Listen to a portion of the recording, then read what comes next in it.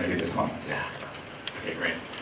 Thank you for your kind attention. It's an honor to speak with you all, especially among so many advanced and experts around other related subjects. I feel like in many ways I am just a beginner. Is there a click control?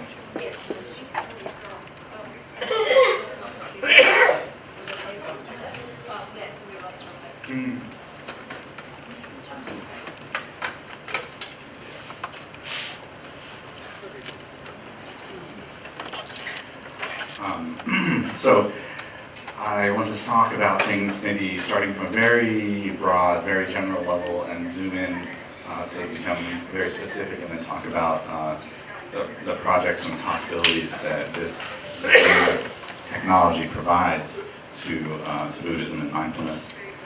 And very broadly, I want to talk about this notion of the elephant in the room. I'm not sure if this idiom exists in Chinese, but in English, it means the thing that is so big and strange, yet we all ignore it and pretend it's not there. And I would say that when we talk about what is this elephant made out of, one factor is that globally, population is still growing. And it's projected, the numbers sometimes go higher, sometimes numbers sometimes go lower, but by the end of the century we'll be adding 3.5 billion new young people to the planet. And that's going to be an interesting challenge for us. If you sort of plot population growth against, in this case, carbon emissions, you see that they go with each other, and carbon emissions can be considered a proxy for consumption. And so if we continue at this rate of world population growth and consumption, we're going to hit a point that's not sustainable. Some project that we will, by 2030, need 2 Earths to match the level of consumption that we'll be growing to. Now, of course, we don't have 2 Earths, we only have 1 Earth. And what happens when our growth and our consumption, exceed what 1 Earth can provide? And I think it's going to be difficult, right? And I think that that Buddhism and the Dharma holds an answer to how we might deal with this coming problem. In particular, if we sort of project out, these graphs. The red line represents business as usual. Even with the Paris Accords, this is not going to be significantly modified, unfortunately. And what we need to do is figure out how to turn the ship of our Earth and consumption, our society, our culture, to where we can live sustainably with 1 Earth. And so I have great admiration for Ivan Say Foundation, and one of his key quotes and a basis for his work is that an assertion that a spiritual change is required to produce the environmental change that our planet needs. A spiritual change, not just a governmental one, not just an industrial one, but a change in spirit. When I think about that, I think the spiritual is personal, right? It's something that we feel in on ourselves. And in this case, we can also say that the personal is emotional, right? Like many of the things that say, like that our wonderful speakers have talked about before, especially as they relate the practices to neurochemistry, make it very clear that this personal, emotional foundation is where we build spirituality from. So let's talk about what makes, what are the components of an individual's emotional consideration.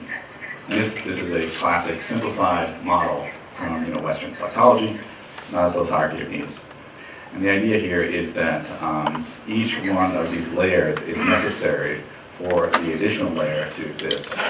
So down at the bottom level, physiological, we don't have food or shelter, it's very hard for us to feel safe. If we don't have safety, it's very hard for us to feel love and belonging. If we don't have love and belonging, it's very hard for us to feel esteem. And if we don't have any of these things, it's very hard for us to get to that point of self-actualization, which is where spirituality begins. And as some of our speakers said, it goes way beyond that, but this is reasonable to consider. I'd like to suggest a couple different ways to look at this that may be helpful in considering the problem. And so one way to look at it is that what we have towards the bottom of the pyramid is the material. And what we have towards the top of the pyramid is more of the spiritual. And I won't speak for China, but in the United States, we so much so in our culture attempt to find our satisfaction and our purpose and our meaning down here at this bottom level, at this material level. The story is bigger houses and bigger cars and more purchases will make us happy and content and fulfilled. And that's a very environmentally expensive way to live life. And I think that many people who do achieve that, are very successful along these ways, are some of the saddest people I've ever met. And they have not, moved on in some ways, especially towards the top, self-actualization, where spiritual happens. Another way to look at it is that down here is the realm of atoms, like this table right here. Whereas towards the top is more of the realm of bits. This I think is an interesting dichotomy to consider, especially as we move into this increasingly internet age, this ubiquitous computing age, this place of meaningful symbol manipulation among billions of people, atoms to bits. Another way to look at it is from the physical to the virtual. Down here, are things that are atoms bind you, to specific time and space, whereas the virtual is something that you can access anywhere and in any form. And then finally, I think another lens to consider is down here is the realm of things. Are we occupied? Are we bound? Are we attached to this idea of things? Or are we like up here in a place of experiences? Many of those experiences happen maybe within. Maybe those experiences happen with others in meaningful and significant ways.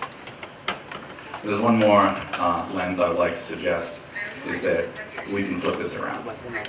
And that while it's true that one builds on the other, the drawing of the pyramid the other way suggests that the physiological is the most important, the biggest, the thing we should spend most of our resources on, whether that's attention or dollars but psychology and Buddhism have both shown that one can have a very simple material lifestyle and have a very rich spiritual lifestyle.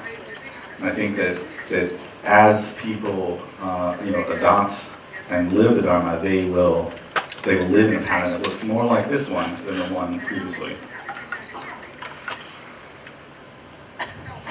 And again, to think about that, towards the bottom, we need perhaps fewer things, less physical, not as many atoms, and spend less time in the material world, and instead have more experiences, more spiritual experiences, and think about how the virtual and the bits can help us out with that.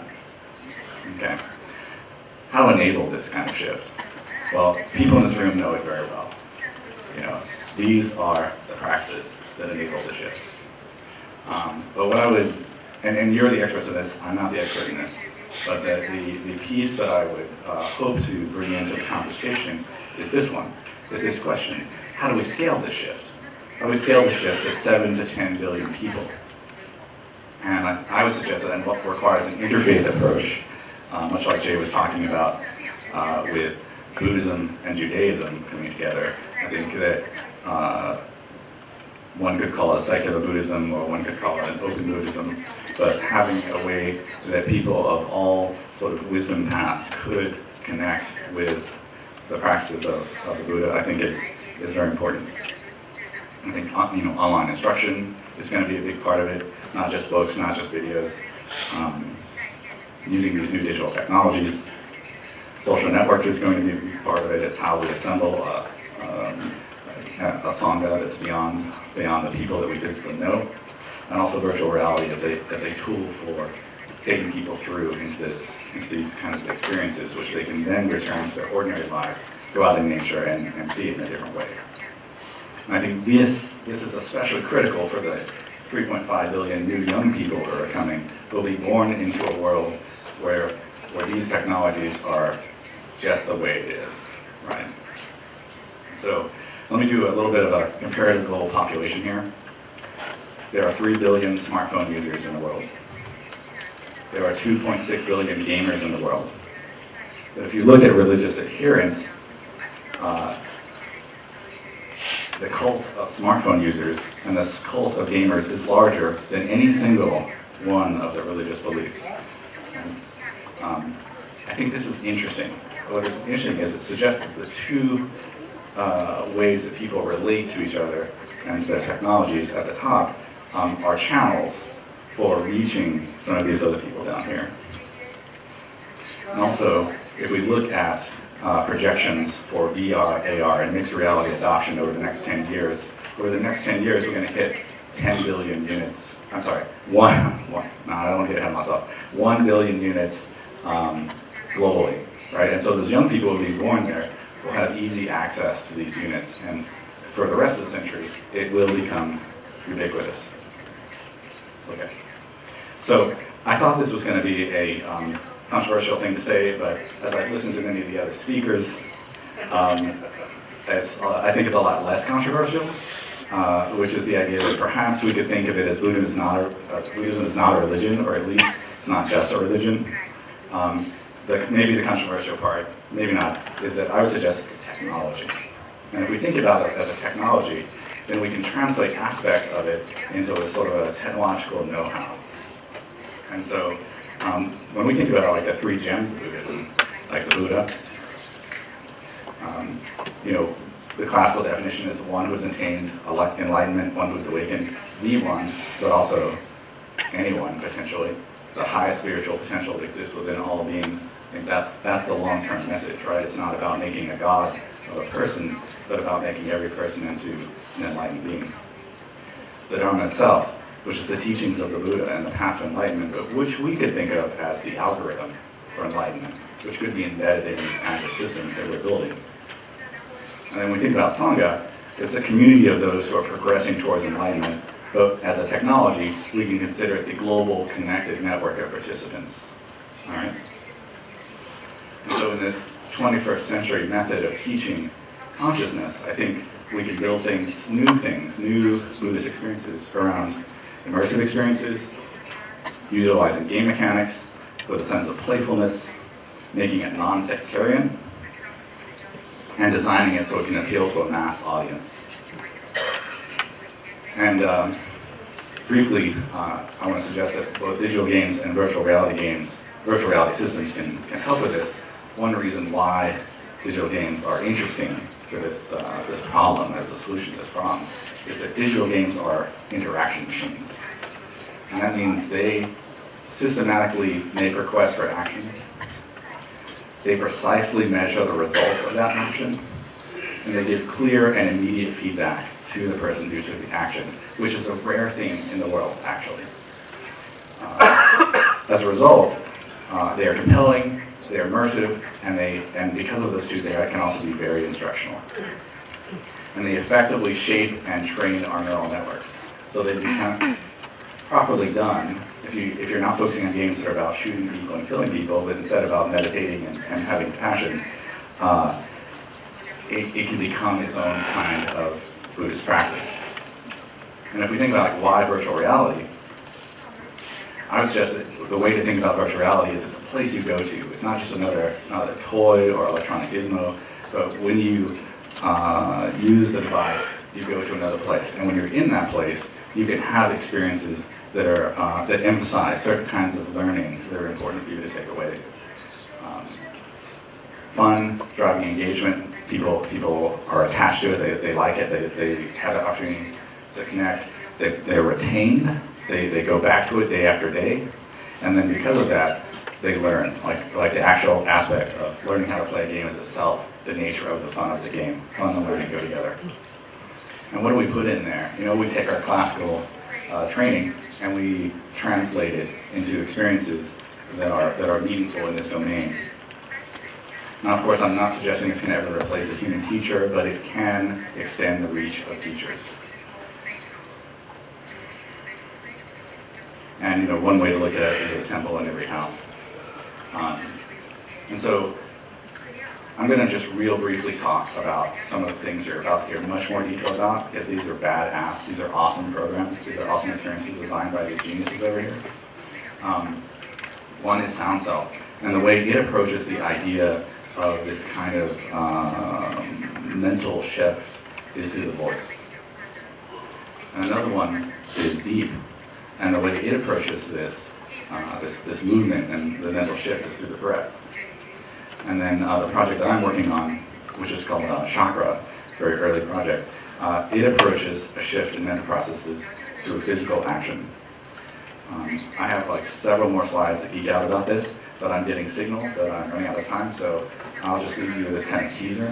We're going to have demos about this tomorrow, so you can try out all 3 of them, and we'd love to get your feedback about them. Thank you.